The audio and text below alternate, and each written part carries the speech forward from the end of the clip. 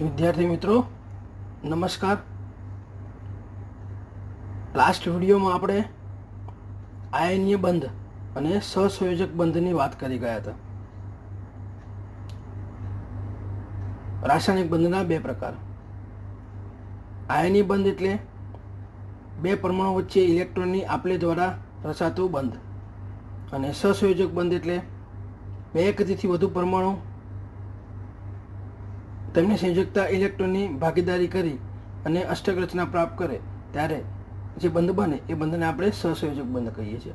એટલે ટૂંકમાં બે પરમાણુ વચ્ચે ભાગીદારીથી રચાતો બંધ, જેને આપણે સહસંયોજક બંધ કહીએ છીએ. હવે અહીંયા આપણે આજે એક પોઈન્ટ જોવાના છે, કાર્બનિક સંયોજનો. 10મા ધોરણમાં તમે કાર્બન એના સંયોજનો વિશે ભણી ગયા છો, તો એનું થોડુંક રિવિઝન છે. કાર્બનિક સંયોજનો જે છે એ આપણે કોને કહીએ છીએ, બરાબર છે?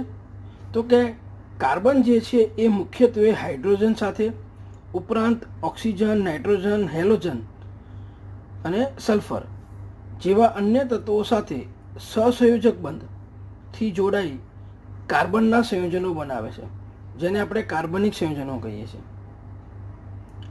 બરાબર? એટલે અહીંયા કાર્બન મુખ્યત્વે હાઇડ્રોજન સાથે, ઉપરાંત ઓક્સિજન, નાઇટ્રોજન અને હેલોજન. હેલોજન એટલે આપણે ખબર છે 17મો સમૂહ, જ્યાં F, Cl, Br, I, બરાબર, આ બધા. તો હેલોજન અને સલ્ફર જેવા અન્ય તત્વો સાથે સહસંયોજક બંધથી જોડાય અને જે સંયોજન બનાવે એને આપણે કાર્બનિક સંયોજન કહીએ છીએ, બરાબર છે? અથવા કાર્બનના સંયોજનો કહીએ છીએ. હવે અહીંયા એક શબ્દ આવે છે કે આપણે કેમેસ્ટ્રીમાં મેઇન 3 કેમેસ્ટ્રી ભણીએ છીએ, બરાબર છે? એક ફિઝિકલ કેમેસ્ટ્રી, ઇનઓર્ગેનિક કેમેસ્ટ્રી અને ઓર્ગેનિક કેમેસ્ટ્રી, બરાબર? તો આપણે અહીંયા આ જે પોઈન્ટ જે છે આપણે ઓર્ગેનિક કેમેસ્ટ્રીનો છે. તો કે કાર્બનિક રસાયણ વિજ્ઞાન કોને કહેવામાં આવે? તો કે અહીંયા મેં એની વ્યાખ્યા સમજવાનો પ્રયત્ન કર્યો છે. કાર્બાઇડ, કાર્બનના ઓક્સાઇડ, કાર્બોનેટ અને હાઇડ્રોજન કાર્બોનેટ ક્ષારો સિવાયના કાર્બનના તમામ સંયોજનનો અભ્યાસ કરતું વિજ્ઞાન એટલે કાર્બનિક રસાયણ વિજ્ઞાન, જેમાં મુખ્યત્વે મેં કીધું તમને કાર્બન સાથે હાઇડ્રોજન, કાં તો ઓક્સિજન, નાઇટ્રોજન, હેલોજન અને સલ્ફર તત્વો જોડાઈને જે સંયોજન બને એવા સંયોજનનો અહીં અભ્યાસ કરવામાં આવે છે. હવે આ ઓર્ગેનિક કેમેસ્ટ્રી જે છે, બરાબર છે, એમાં આપણે મૂળ કાર્બનિક સંયોજનની વાત કરવાની છે, ઓર્ગેનિક કમ્પાઉન્ડ્સ.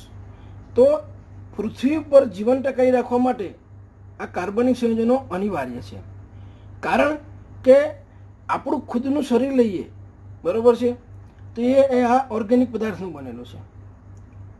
કપડાં, બળતણ, અહીંયા શબ્દમાં ભૂલ છે, બળતણ, બરાબર છે. ઈંધણ આપણે જે પેટ્રોલ, ડીઝલ, કોલસો બધો વાપરીએ છીએ, બરાબર, પેટ્રોલ, ડીઝલ ને એ બધા, CNG, બરાબર.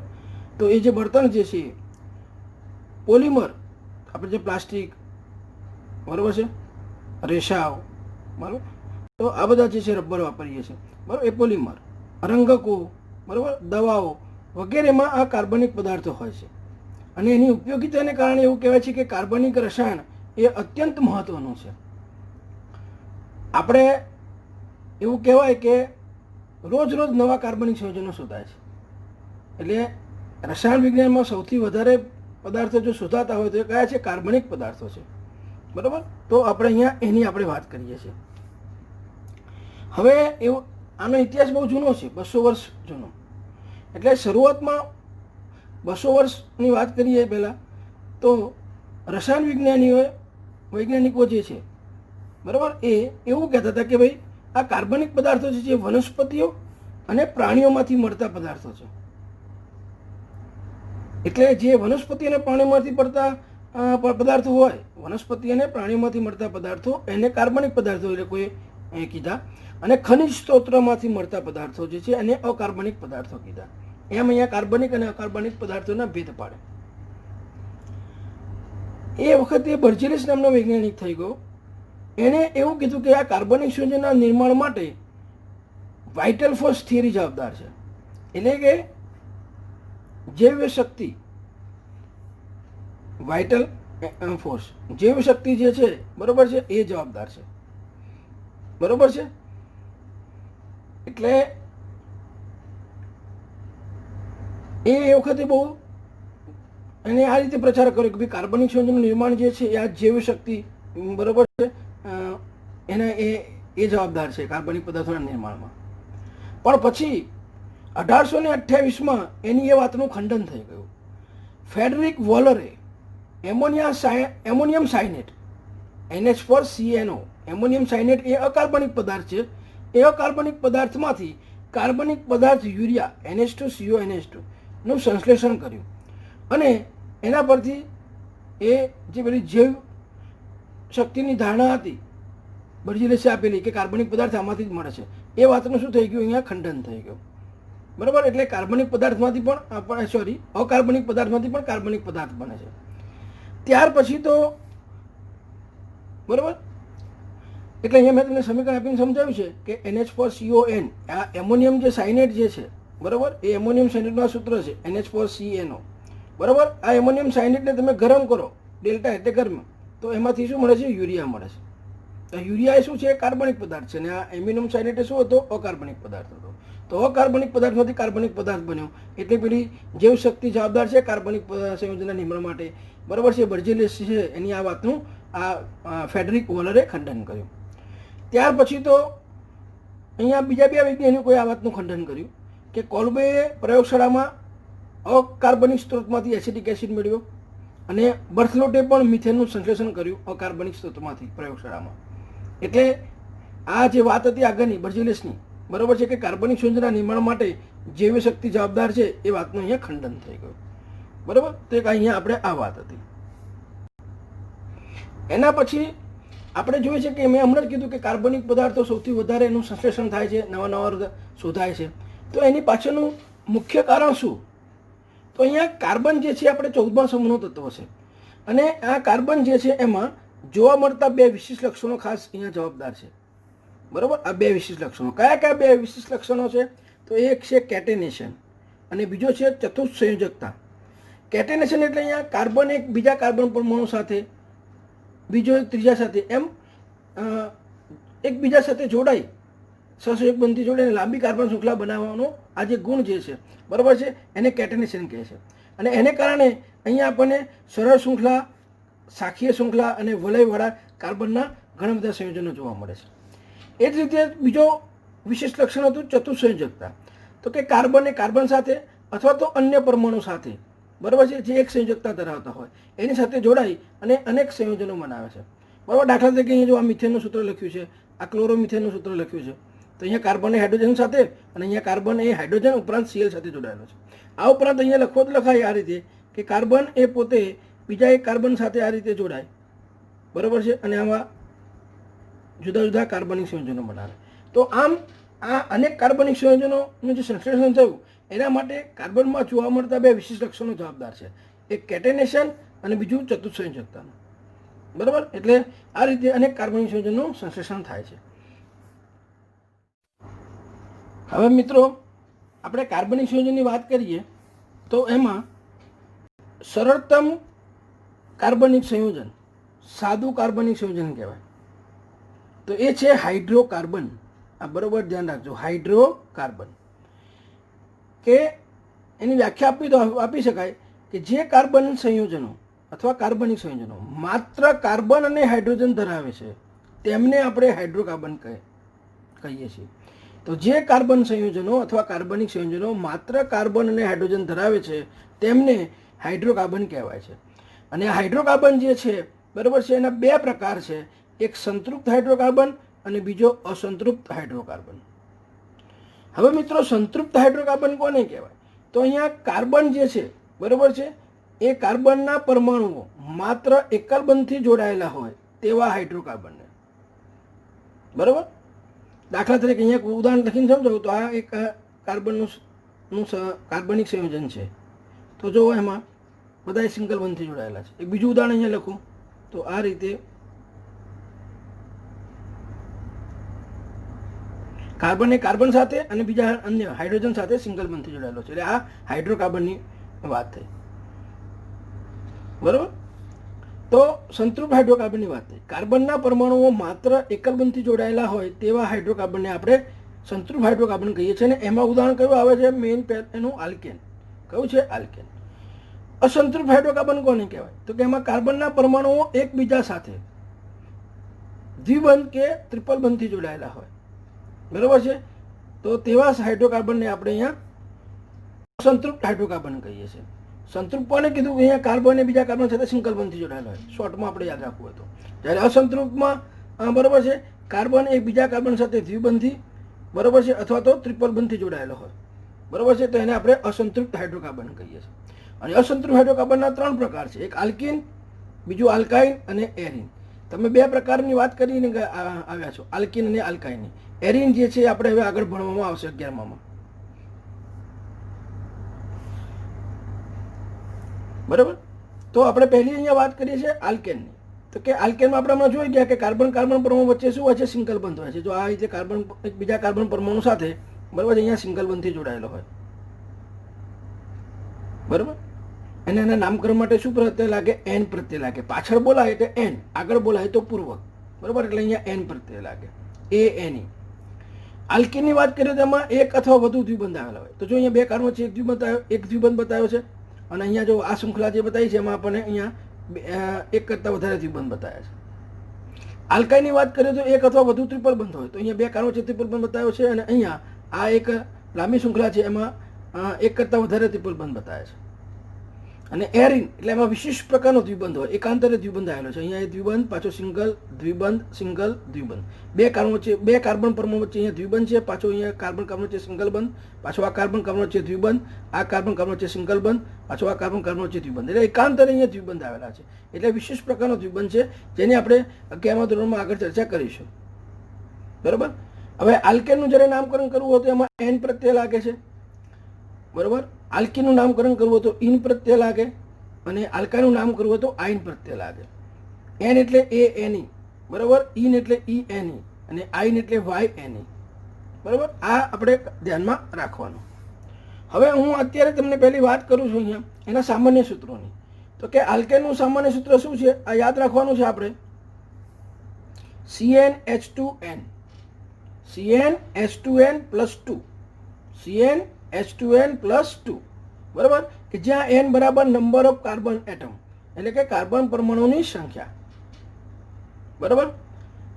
હવે આલ્કીનનું આપણે સામાન્ય સૂત્ર યાદ રાખવું હોય તો કે આલ્કેન કરતાં 2 ઓછા, એટલે અંગાડી એનું આમાં સામાન્ય સૂત્ર થાય CnH2n, બરાબર. એટલે 2 શું ઓછા? તો કે હાઇડ્રોજન ઓછા, બરાબર. એટલે આલ્કેનનું સૂત્ર CnH2n + 2 છે, તો આલ્કીનનું સૂત્ર શું થઈ ગયું? CnH2n. અને અહીંયા નંબર ઓફ કાર્બન પરમાણુની સંખ્યા જે છે, નંબર ઓફ કાર્બન, એ 2 થી શરૂઆત થાય. આલ્કાઇનની વાત આવે તો આલ્કીન કરતાં પણ 2 ઓછા, બરાબર. એટલે CnH2n - 2 એનું સામાન્ય સૂત્ર થાય. અને અહીંયા પણ કાર્બનની શરૂઆત બીજા નંબરના 2 કાર્બનથી થાય, બરાબર. તો આલ્કેનનું સૂત્ર શું છે? CnH2n + 2. જ્યારે આલ્કીનનું તો આલ્કેન કરતાં 2 હાઇડ્રોજન ઓછા, એટલે CnH2n. અને આલ્કાઇનમાં એનાથી પણ 2 ઓછા, એટલે કે CnH2n - 2, બરાબર. આલ્કેનમાં કાર્બન પરમાણુની સંખ્યા 1 થી શરૂઆત થાય, જ્યારે આલ્કીનમાં 2 અને આલ્કાઇનમાં પણ 2 થી શરૂઆત થાય, બરાબર. તો અહીંયા આપણે એ વાત કરીએ છીએ, બરાબર. હવે એના નામકરણની વાત કરીએ, બરાબર. તો અહીંયા એક પોઈન્ટ જે છે આપણે ખાસ ધ્યાનમાં રાખવાનો છે, બરાબર છે. આલ્કીન કે આલ્કાઇનની નામકરણની વાત આવે તો અહીંયા મેં એક પોઈન્ટ લખ્યો છે, મને યાદ રાખો, બરાબર. તો અહીંયા જ્યારે આપણે જે આલ્કીન હોય, આલ્કાઇન હોય કે આલ્કેન, આલ્કીન, આલ્કાઇન, તો એમાં જે એના સામાન્ય સૂત્રો જોયા, એમાં જે નંબર ઓફ કાર્બન જે છે, બરાબર છે, જો એની કાર્બનની સંખ્યા જો 1 હોય તો એના માટે આપણે શબ્દ યાદ રાખવાનો મિથ, 2 હોય તો ઇથ, 3 હોય તો પ્રોપ, 4 હોય તો બ્યુટ, બરાબર. આ 1 થી 4 જે છે એમાં, બરાબર છે, નામ કાર્બનની સંખ્યા પ્રમાણે એ IUPAC, international union of pure and applied chemistry, IUPAC, બરાબર. આ એક સંસ્થા છે, અને એ કીધું છે કે કાર્બનની સંખ્યા 1 હોય, 2 હોય, 3 હોય તો 4 હોય તો આ મિથ, ઇથ, પ્રોપ અને બ્યુટ એ સ્વીકારેલા છે. જ્યારે 5 હોય તો એ ગ્રીક ભાષામાં 5ને પેન્ટ કહેવાય, એટલે અંગાડી કાર્બનની સંખ્યા 5 હોય તો પેન્ટ, 6 હોય તો હેક્સ, 7 હોય તો હેપ્ટ, બરાબર. 8 હોય તો ઓક્ટ, 9 હોય તો નોન, અને 10 હોય તો ડેક. તો 1 થી 4 કાર્બન જે છે, 1 કાર્બન માટે મિથ, 2 કાર્બન માટે ઇથ, 3 કાર્બન હોય તો પ્રોપ, અને 4 કાર્બન હોય તો બ્યુટ, બરાબર છે, એ સ્વીકારાયેલા છે. બરાબર. 5 કાર્બન હોય તો પેન્ટ યાદ રાખવાનું, 6 હોય તો હેક્સ, 7 કાર્બન હોય બરાબર છે તો હેપ્ટ, 8 હોય તો ઓક્ટ, 9 હોય તો નોન, અને 10 હોય તો ડેક, 11 હોય તો ઉન્ડેક, 12 હોય તો ડાયરેક, એમ 20 હોય બરાબર તો આઇકોસન બરાબર છે, આઇકોસ, અને 30 હોય તો ટ્રાયકોન બરાબર. તો એ આપણે બહુ જરૂર પડતી નથી, પણ આપણે આગળ ભણીશું ત્યારે તમને શીખવાડવામાં આવશે. અત્યારે આપણે 1 થી 10 કાર્બનની સંખ્યા હોય એ પ્રમાણે તમારે આ યાદ રાખવાનું બરાબર. તો હવે અહીંયા જુઓ, હું આલ્કેનની વાત કરું છું બરાબર છે. તો આલ્કેનનું આપણને ખબર છે કે ભાઈ સામાન્ય સૂત્ર આલ્કેનનું જે છે એ કયું છે આપણને ખબર છે બરાબર, કે CnH2n. હવે એમાં n બરાબર 1 મૂકું તો પહેલું મને અહીંયા સૂત્ર શું મળશે, CH4 બરાબર છે. તો આપણે એક કાર્બન હોય તો શું કહેતા હતા, મીથ, અને એમાં કયો પ્રત્યય લાગે છે, n પ્રત્યય લાગે છે. મેં આગળ વાત કરી તો મીથેન, મીથ વત્તા n એટલે મીથેન. 2 કાર્બન થયા તો ઈથ અને n પ્રત્યય લગાડો એટલે ઇથેન બરાબર. હવે અહીંયા જો તમે 2 મૂકશો તો C4 C2 પછી અહીંયા શું થશે, H4 વત્તા 2 એટલે અહીંયા C2H6 આપણને મળશે. તો ઈથ વત્તા n એટલે ઇથેન. હવે અહીંયા n બરાબર 3 મૂકશો તો આપણને અહીંયા ફોર્મ્યુલામાં n બરાબર 3 મૂકશો તમે બરાબર આ ફોર્મ્યુલામાં, તો આપણને અહીંયા એનું આણ્વીય સૂત્ર મળશે C3H8 બરાબર છે, એટલે પ્રોપ વત્તા n એટલે પ્રોપેન. એમ તમે અહીંયા n બરાબર 4 લેશો તો આપણને આણ્વીય સૂત્ર મળશે C4H10. હવે 4 કાર્બન હોય તો આપણે શું કહેતા હતા, બ્યુટ, અને n પ્રત્યય લગાડો એટલે અહીંયા શું સૂત્ર મળ્યું આપણને, આલ્કેનનું નામ શું થયું, બ્યુટેન, 4 કાર્બનવાળા. 5 કાર્બનની વાત આવે તો આપણને આની સૂત્ર અહીંયા સામાન્ય સૂત્રમાં n બરાબર 5 મૂકશો તો અહીંયા સૂત્ર શું મળશે, C5H12 બરાબર, એટલે પેન્ટ વત્તા n એટલે પેન્ટેન બરાબર. n બરાબર 6 લેશો તો બરાબર, તો અહીંયા આપણને સૂત્ર મળશે C6H14 બરાબર. એટલે 6 કાર્બન માટે આપણે અહીંયા શું કહેતા હતા, હેક્સ. જુઓ તો અહીંયા હેક્સ વત્તા n એટલે હેક્સેન. તમે 7 કાર્બન લેશો અને અહીંયા આ ફોર્મ્યુલામાં મૂકશો તો આપણને આનું સૂત્ર મળશે C7H16 બરાબર. તો અહીંયા 7 માટે હેપ્ટ અને n પ્રત્યય લગાડો એટલે હેપ્ટેન બરાબર. એટલે આ મેં કીધું તો મને યાદ રાખવું, આપણે ખાસ ધ્યાન રાખવાનું.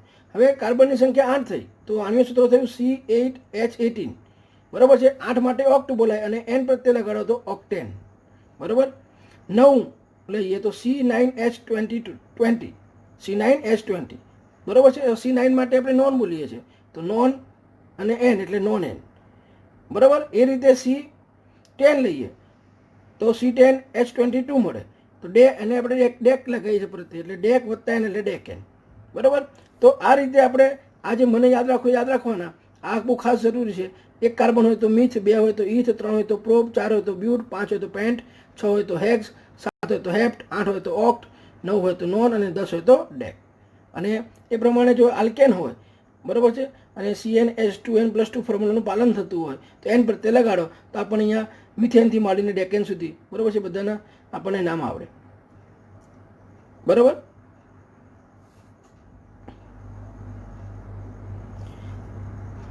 એ રીતે હવે આપણે અહીંયા ઇથિનની વાત કરીએ તો એનું સામાન્ય સૂત્ર CnH2n છે, પણ અહીંયા આપણે કીધું હતું કે n બરાબર 2 થી શરૂઆત કરવાની, કારણ કે અહીંયા 2 પરમાણુ વચ્ચે દ્વિબંધ હોય, 2 કાર્બન પરમાણુ વચ્ચે બરાબર છે. એટલે n બરાબર 2 થી શરૂઆત કરીએ તો n બરાબર આપણે 2 લઈએ તો આપણે ફોર્મ્યુલા પ્રમાણે બરાબર અહીંયા સૂત્ર શું મળે, આનું સૂત્ર C2H4. 3 લઈએ તો C3H6, 4 લઈએ તો C4H8, 5 લઈએ તો C5H10, 6 લઈએ તો C6H12, 7 લઈએ તો C7H14. ડબલ થઈ જાય ટૂંકમાં બરાબર.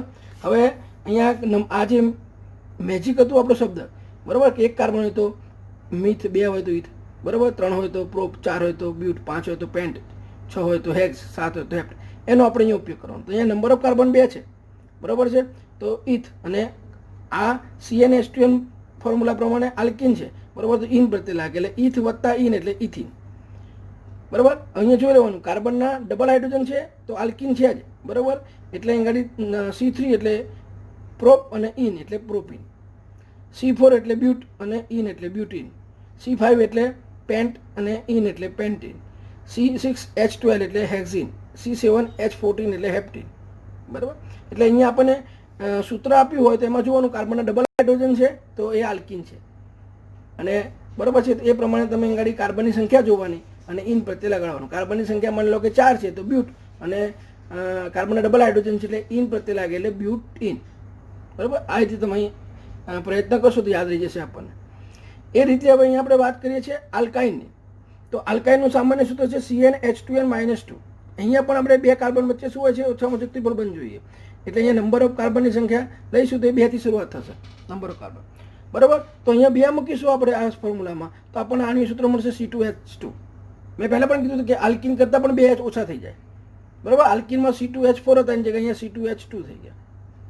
બરાબર. તો અહીં આપણને ફોર્મ્યુલા પરથી ખબર પડી ગઈ કે C2H2 છે. બરાબર છે, હે ને. તો આઈન પ્રત્યે લાગે. હવે 2 કાર્બન એટલે ઇથ, તો અહીંયા નામ શું થશે, ઇથાઇન. 3 કાર્બન, બરાબર છે, તો પ્રોપ, અને આઈન પ્રત્યે લાગે એટલે પ્રોપાઇન.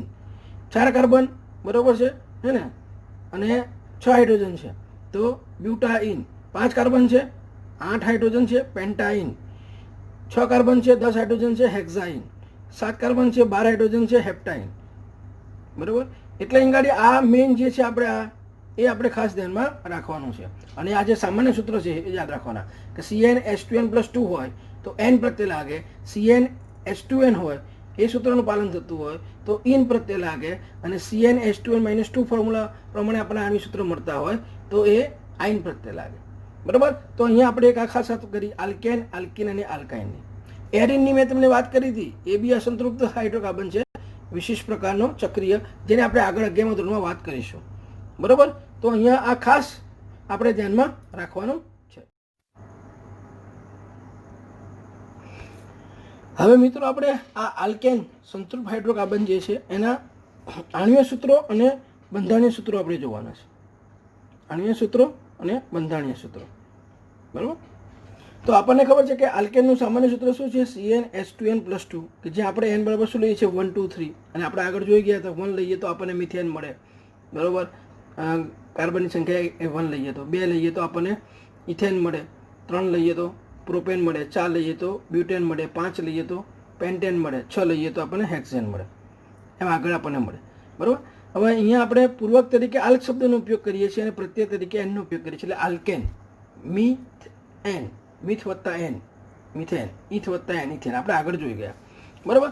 તો હવે અહીંયા તમે જુઓ કાર્બન પરમાણુ સંખ્યા આપણે 1 લઈએ તો આ સૂત્ર પ્રમાણે આપણને અહીં બરાબર છે CH4 અણુસૂત્ર મળ્યું. નામ શું કહેવાય તો કે મિથેન.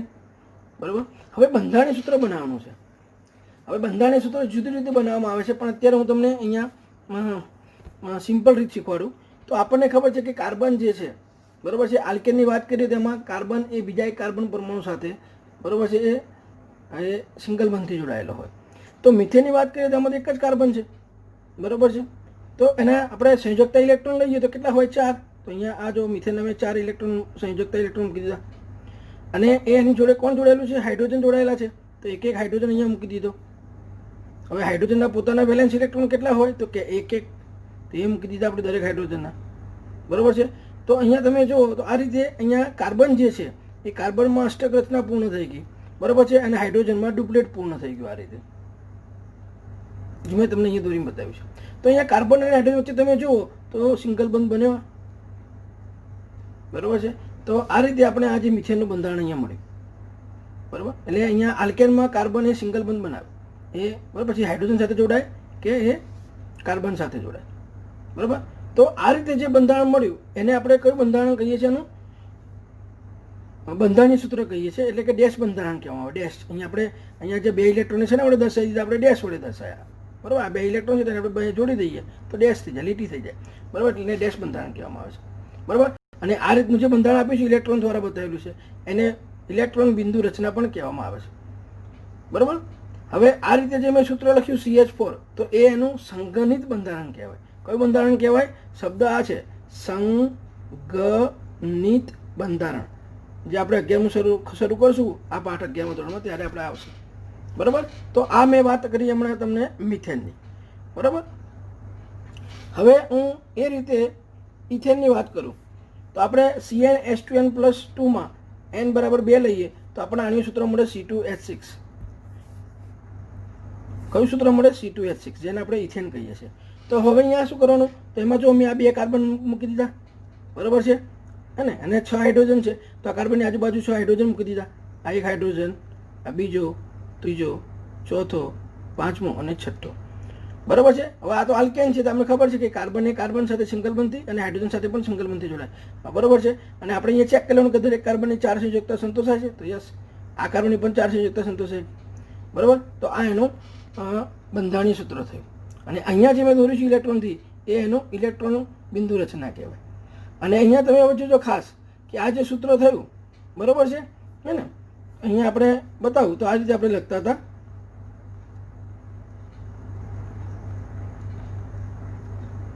બરાબર. તો એને આપણે શોર્ટમાં સંગઠિત કરવું હોય તો આ બધા આ કાર્બનને 3 હેડ છે જોડી દેવાના. એટલે અહીંયા શું થઈ જાય CH3, બરાબર છે. અને પછી આ બાજુ પણ CH3. એટલે ડેશ બંધારણમાં વચ્ચે આપણે લીટી મૂકીએ છીએ, બરાબર છે. પણ સંગઠિત બંધારણમાં આપણે ડેશ જે છે એને કાઢી નાખીએ છીએ. એટલે ઇથેનનું સંગઠિત બંધારણ લખવું હોય તો હું ફરી લખું અહીંયા તો આવું થાય, CH3 આ એનું સંગઠિત બંધારણ કહેવાય, બરાબર. તો આપણે અહીંયા આણ્વીય સૂત્ર, બંધારણીય સૂત્ર, બરાબર છે, ઇલેક્ટ્રોન બિંદુ રચનાની પણ વાત કરી ગયા અને જોડે જોડે સંગઠિત બંધારણીય સૂત્રની પણ વાત કરીએ છીએ, બરાબર. એ રીતે પ્રોપેનની વાત કરીએ તો પ્રોપેનમાં કેટલા કાર્બન હોય? 3. તો અહીં તેને 3 કાર્બન આપણે સરળ શૃંખલામાં આ રીતે ગોઠવી દીધા, બરાબર. અને એની આજુબાજુ, બરાબર છે, કાર્બનની 4 સંયુક્તા સંતોષે એ પ્રમાણે હાઇડ્રોજન આવે. તો આ કાર્બનની વાત કરું તો અહીંયા 3 હાઇડ્રોજન જોડાશે, કેમ કે આ કાર્બન બીજા એક કાર્બન સાથે સિંગલ બંધથી જોડાયેલો છે. હવે આ વચ્ચેના કાર્બનની વાત કરું તો એની આજુબાજુ 2 કાર્બન છે, એટલે સિંગલ બંધથી જોડાઈ ગયો. બાકી હવે 2, દરેક કાર્બનની 4 સંયુક્તા હોય તો 2 તો સંતોષાઈ ગઈ. તો એક આ બાજુ અને એક આ બાજુ 2 હાઇડ્રોજન સાથે જોડાશે. આ કાર્બનની વાત કરું તો એને આ કાર્બન સાથે સિંગલ બંધ બનાવ્યો. હવે બાકીની એની 3 બંધ બનાવવાના બાકી રહ્યા તો એ હાઇડ્રોજન સાથે જોડાઈ ગયો, બરાબર છે. તો આ રીતે અહીં આપણે આનું બંધારણીય સૂત્ર બનાવ્યું. અને અહીંયા આ સૂત્ર કયું થશે એનું? તો જો આ CH3, બરાબર, પછી વચ્ચે CH2, બરાબર છે, અને આ CH3, બરાબર. અહીંયા ડેશ બંધારણમાં આપણે લીટી મૂકીએ છીએ અને સંગઠિત બંધારણમાં આપણે, બરાબર છે, લીટી મૂકતા નથી, બરાબર, કશું કરતા નથી. CH3 CH2 CH3 સીધું લખી દઈએ છીએ, બરાબર. તો આ પ્રોપેનની વાત થઈ, બરાબર. એના પછી આપણે આગળ લઈએ બ્યુટેન.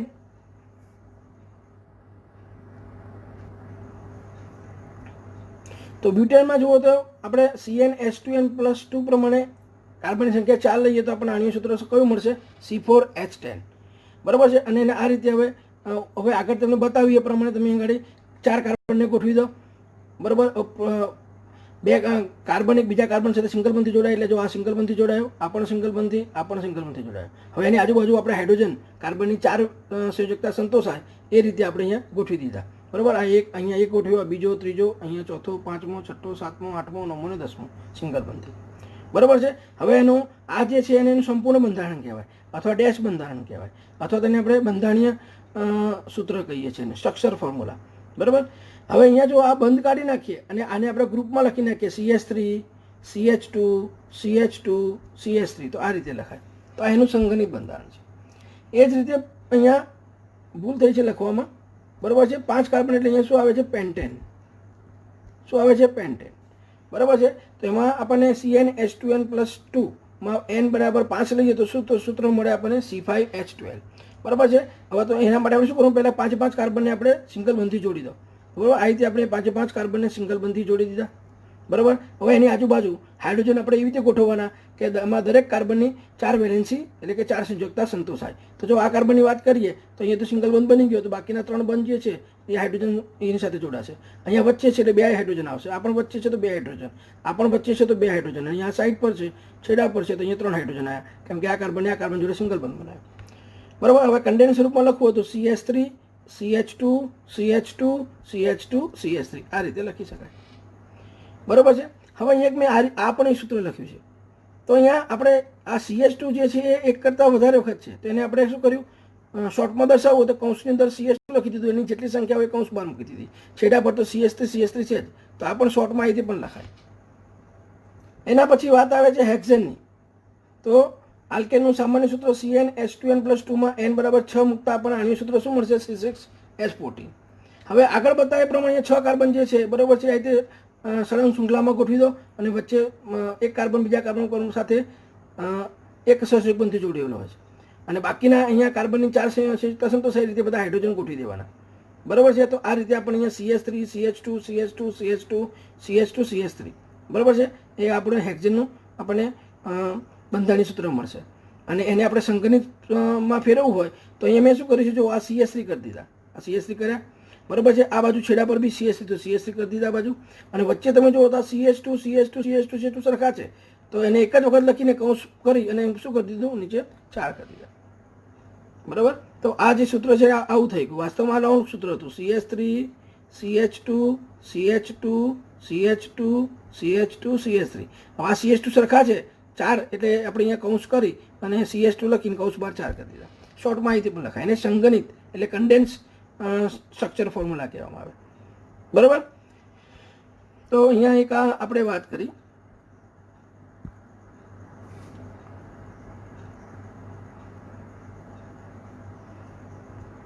હવે એક બહુ મહત્વની વાત છે, આ ખાસ ધ્યાન રાખજો કે આલ્કેનમાં જ્યારે પણ એટલે કે 4 કે તેથી વધુ કાર્બન ધરાવતા સભ્યો, બરાબર છે, માં આલ્કેનની વાત કરીએ તો એમાં 4 કે તેથી વધુ કાર્બન ધરાવતા સભ્યોની વાત આવે તો એમાં કાર્બન પરમાણુ જે છે એ 2 રીતે ગોઠવાય છે, સરળ શૃંખલામાં અને શાખીય શૃંખલામાં.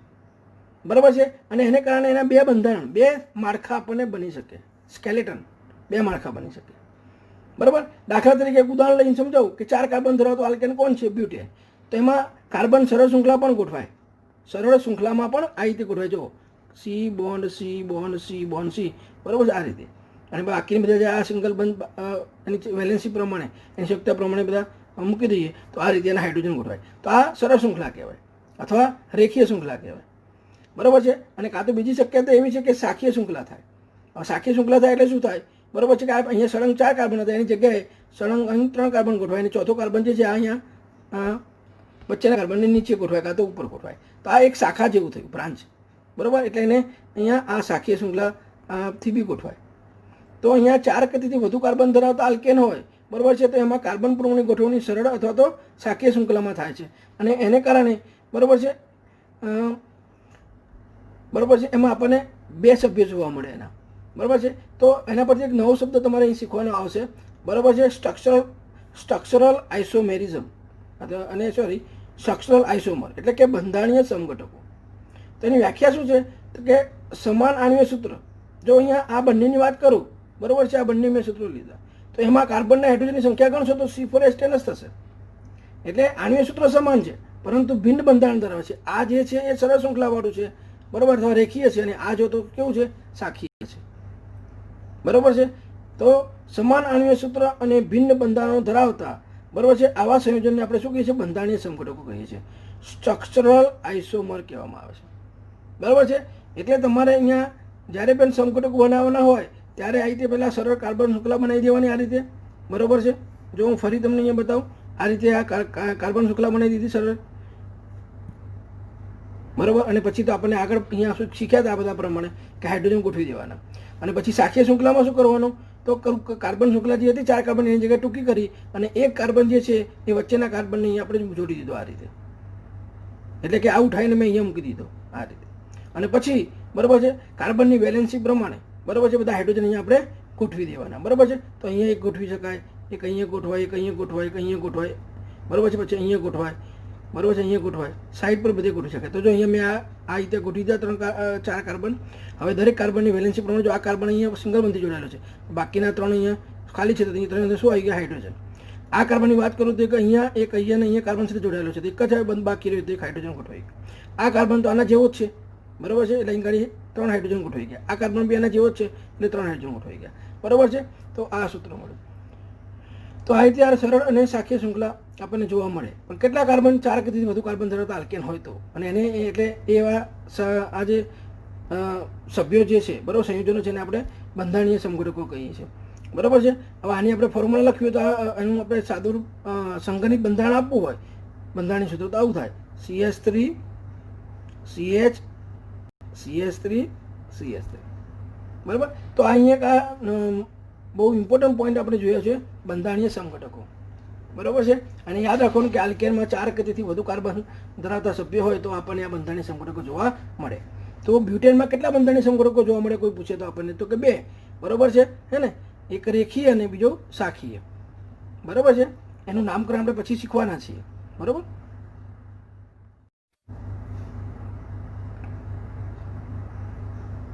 હવે એ રીતે આપણે પેન્ટેનમાં શક્ય બંધારણીય સમઘટકો, તો અહીં મેં જવાબ આપ્યો છે 3 બને. બરાબર છે. હવે એનું પેન્ટેન છે એટલે આપણે આલ્કેન છે તો એમાં સામાન્ય સૂત્ર CnH2n+2 માં n બરાબર 5 લઈએ તો આપણને આનું સૂત્ર મળે C5H12. બરાબર. હવે આ મેં સૂત્રો બનાવ્યા છે, કેવી રીતે બનાવાય? તો જો પેલું શું કરવાનું, 5 કાર્બન છે તેને પહેલાં સળંગ આ સીધી લીટીમાં ગોઠવી દો, બરાબર છે. અને પછી બરાબર છે દરેક કાર્બનની 4 સંયોજકતા સંતોષાય એ રીતે હાઇડ્રોજન ગોઠવવાના છે. કેટલા હાઇડ્રોજન ગોઠવવાના છે? 12. તો જો આ રીતે અહીં ગાડી એક હાઇડ્રોજન અહીંયા, બીજો, ત્રીજો. હવે આ કાર્બનમાં 2 બંધ બની ગયા, એટલે 2 બંધ બાકી રહ્યા. તો આ રીતે આમાં પણ 2 બંધ બની ગયા છે આજુબાજુ, તો આ રીતે આમાં પણ 2 બંધ બની ગયા છે, તો ઉપર નીચે 2 હાઇડ્રોજન. બરાબર. અહીંયા એક જ બંધ બન્યો આ કાર્બન, તો 3 હાઇડ્રોજન. બરાબર છે. તો આ જે મેં બંધારણ આપ્યું છે બંધારણ થઈ ગયું, બરાબર. અને એને આપણે સંગઠિત બંધારણનું સૂત્ર લખવું હોય તો આ છેડા પર કેટલા છે? એક કાર્બન એ 3 હાઇડ્રોજન, તો CH3, પછી વચ્ચે CH2, CH2, CH2, CH3. આ એનું સંગઠિત બંધારણ થયું, બરાબર. એ રીતે આપણે બીજું બંધારણ લેવું છે. તો જો આપણે પહેલાં આ રીતે ગોઠવી દઈએ કાર્બન શૃંખલા, બરાબર છે. હવે શું કરવાનું? કાર્બન શૃંખલા ટૂંકાવવાની. તો જો અહીંયા એ ટૂંકાવવા માટે શું કરું? આ છેડા પરનો આ કાર્બન કાં તો આ કાર્બનને આપણે બરાબર છે વચ્ચે ગોઠવીશું, બરાબર. તો અહીંયા જો આ કાર્બનને અહીંયા ઉઠાવું છું, તો જો આ કાર્બન શૃંખલા કેટલી થઈ ગઈ? નાની થઈ ગઈ. 4 કાર્બન, 1, 2, 3 અને 4.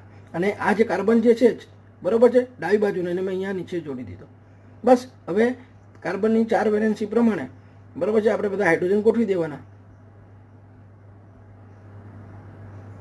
બરાબર. તો અહીંયા એક હાઇડ્રોજન, બીજો, ત્રીજો, ચોથો, આ બાજુ આ બધા આ કાર્બનની 4 વેલેન્સી સંતોષાઈ ગઈ. અહીંયા ઉપર નીચે હાઇડ્રોજન આવી ગયા, અહીંયા હાઇડ્રોજન, અહીંયા હાઇડ્રોજન, હાઇડ્રોજન. ધ્યાન રાખવાનું કે અહીંયા હાઇડ્રોજન સંખ્યા 12 થી વધારે ના થાય.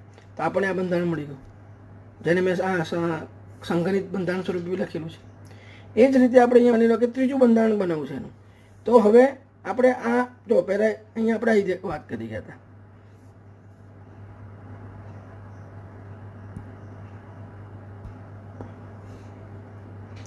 પહેલું આપણે આ રીતે જોઈ ગયા, બરાબર. પછી આપણે શૃંખલા ટૂંકી કરી, બરાબર. હજુ પણ શૃંખલા જે છે ટૂંકી થઈ શકે. 5 શેરામાંથી 4 કાર્બન મળી થઈ, હવે 3 કાર્બન મળી કરવાની. તો 1, 2 અને 3. હવે બાકીના 2 કાર્બન વધ્યા તે શાખા તરીકે આ રીતે આપણે ઉપર મૂકી દેવાના. તો એક આ શાખીય થઈ ગયો, આ બીજો શાખીય થઈ ગયો, અને એક સરળ શૃંખલાવાળો થઈ ગયો, બરાબર. હવે દરેકમાં આપણે કાર્બનની વેલેન્સી પ્રમાણે હાઇડ્રોજન ગોઠવી દો. તો આ કાર્બન જે છે એક બંધ બન્યો, તો આ બાજુ એક હાઇડ્રોજન, આ બાજુ હાઇડ્રોજન, એક ઉપર હાઇડ્રોજન. એવી રીતે આ દરેક છેડા પર છે.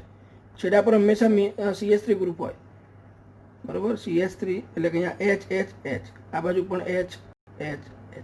તો જો આ થઈ ગયું સૂત્ર. આ રીતે પછી તમે એનું સંગઠિત બંધારણ બનાવી શકો કે આ CH3 છે, આ CH3, આ CH3 ને આ CH3. હવે વચ્ચે કાર્બન જે છે એમાં 4 બંધ બની ગયા, એટલે કોઈ અહીંયા બીજો બંધ બની શકે નહીં, કેમ કે કાર્બનની સંયોજકતા કેટલી છે? 4, અને વેલેન્સ ઇલેક્ટ્રોન 4 છે, બરાબર. આ ધ્યાનમાં રાખવાનું, બરાબર. તો હવે અહીંયા આપણે એ રીતે હેક્ઝેનની વાત કરીએ છીએ. તો અહીંયા હેક્ઝેન જે છે, બરાબર છે, એ હેક્ઝેનમાં આપણને શક્ય બંધારણની સંગઠક પૂછે તો કેટલા છે હેક્ઝેનમાં? હેક્ઝેનની વાત આવે તો હેક્ઝેનમાં શક્ય બંધારણીય સૂત્રો જે આપણે લઈએ તો એ કેટલા છે? 5 છે. કેટલા બને છે ગાડી? 5 બને છે, બરાબર છે.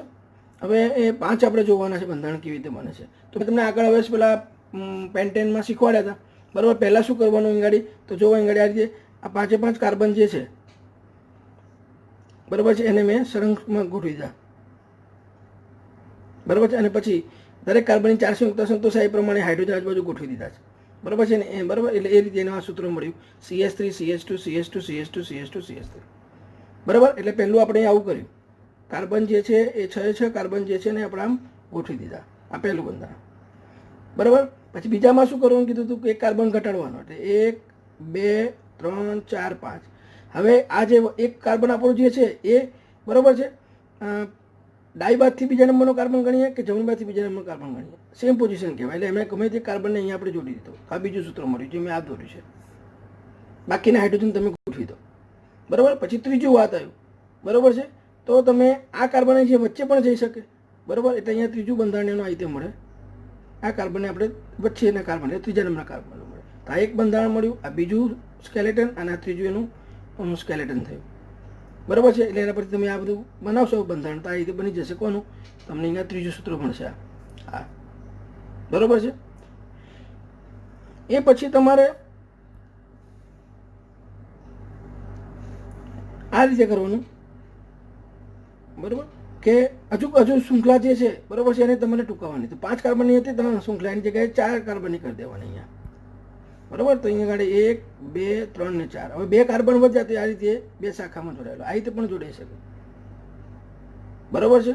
અને કાં તો પછી શું થાય, અહીંયા ઉપર નીચે જોડાય, બરાબર. એટલે આ ચોથું બંધારણ આ છે અને પાંચમું બંધારણ આ છે. અને બાકી તો હાઇડ્રોજન તમે પછી એની કાર્બનની વેલેન્સી પ્રમાણે અહીંયા બધા ગોઠવી દો, બરાબર છે. તો એ પ્રમાણે તમે બધા ગોઠવી દેશો તો તમને બંધારણ 4 જે છે, બરાબર છે, એ 4 જે મેં દોર્યું છે એ તમને અહીંયા મળી જશે. એવું અહીંયા 5 દોરી દીધું, બરાબર છે. તો આમ અહીંયા આપણે અહીંયા વાત કરી, બરાબર છે. તો આ રીતે અહીંયા હેક્ઝેન જે છે એમાં પહેલું સૂત્ર પહેલું, બરાબર છે, હેક્ઝેનની આપણે વાત કરીએ, બરાબર છે.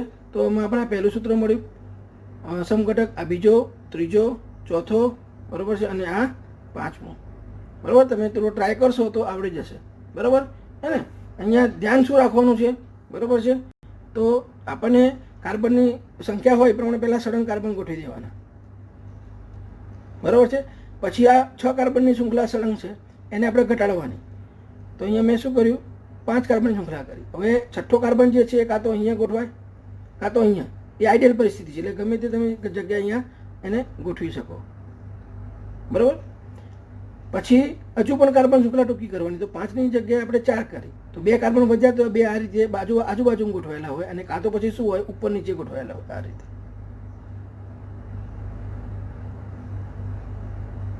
બરાબર. અને એક રહી ગયું હતું એને એમાં શું હોય કે 5 કાર્બનની શૃંખલા જે હતી, બરાબર છે, એમાં વચ્ચેના કાર્બન પર ગોઠવી દેવાનું. તો આ સળંગ 6 કાર્બન ગોઠવ્યા.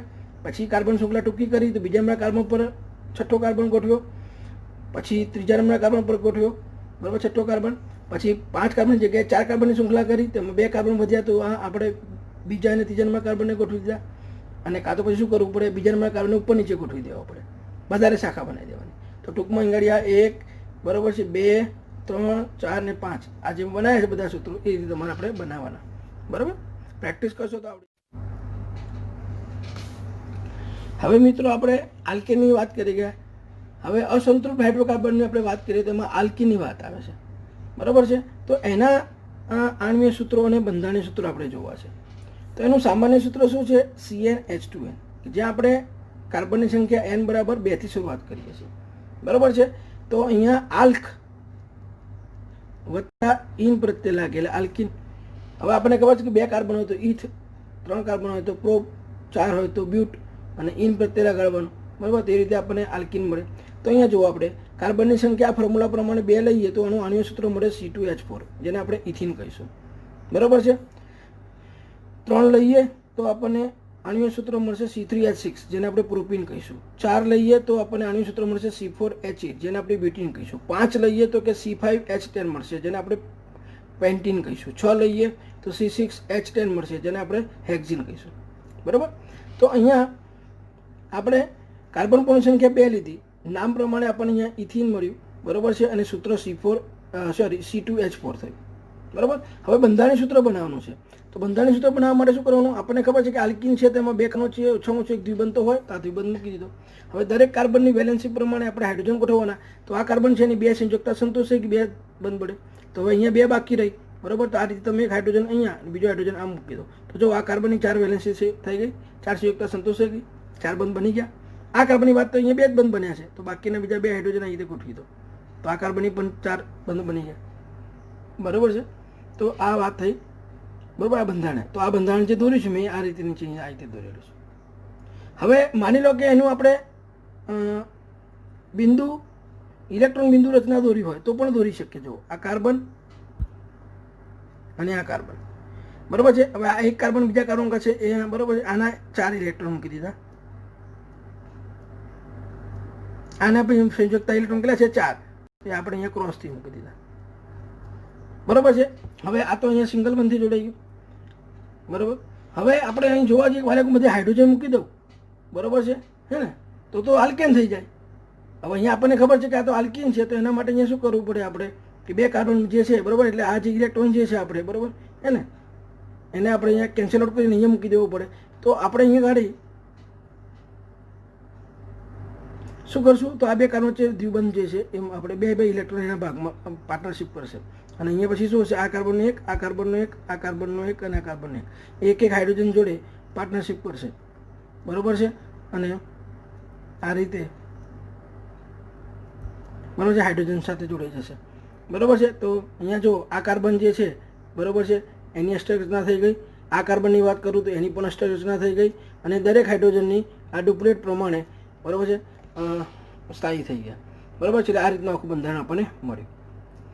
હવે કાર્બનની સંખ્યા આપણે 3 લઈએ તો પ્રોપીન, બરાબર, C3H6, બરાબર. આપણે અહીંયા શું કરવાનું બંધારણ બનાવવું તો કે કાર્બન જે છે ગોઠવી દો 3 અને ઓછામાં ઓછા કોઈ પણ બે કાર્બન વચ્ચે એક દ્વિબંધ આપણે મૂકી દઈએ, ઓછામાં ઓછા એક દ્વિબંધ જોઈએ, બરાબર. બાકી અહીંયા સિંગલ બંધ. તો બસ હવે હાઇડ્રોજન બધા ગોઠવી દો તો અહીં કેટલા હાઇડ્રોજન આવે 2, અહીંયા કેટલા આવે 1 2 ને 3 બંધ બન્યા તો આમાં એક જ આવે, અહીંયા કેટલા આવે તો એક જ બંધ બન્યું તો 1 2 અને 3, તો આ સૂત્ર થઈ ગયું, બરાબર. તો હવે એ રીતે આપણે આગળ લઈએ. કાર્બનની સંખ્યા આપણે 4 લીધો, બરાબર. તો આપણને અહીંયા સૂત્ર મળ્યું C4H8 જેનું નામ છે બ્યુટ અને ઇન એટલે કે બ્યુટીન.